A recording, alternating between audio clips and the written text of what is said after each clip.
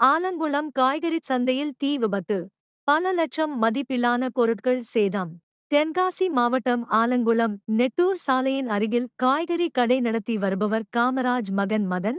இவர் ஆலங்குளத்தில் காய்கறிகள் வாங்கி கேரள மாநிலத்துக்கு ஏற்றுமதி செய்து வருகிறார்.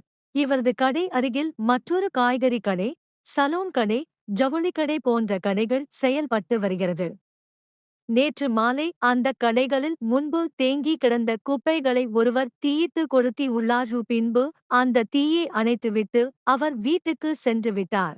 இந்நிலையில் அணைத்த தீயில் இருந்து அருகில் கிடந்த லாரி டயர்களில் பட்டு தீ கொழுந்து விட்டு எரிந்தது. இதில் மதன் கடை முன்பு அடுக்கி வைக்கப்பட்டிருந்த பிளாஸ்டிக் காய்கறி கூடைகள் மற்றும் வெங்காயம், பல்லாரி, பீட்ரூட் போன்ற காய்கறிகள் தீயில் எரிந்தது. தகவல் அறிந்து வந்த ஆலங்குளம் தீயணைப்பு மற்றும் மீட்பு படை நிலைய வீரர்கள் விரைந்து தீயை அணைத்தனர். அதற்குள் காய்கறிகள் மற்றும் கூடைகள் தீயில் கருகி சாம்பல் ஆனது. இவற்றின் மதிப்பு சுமார் 3 லட்சம் ரூபாய் என கூறப்படுகிறது.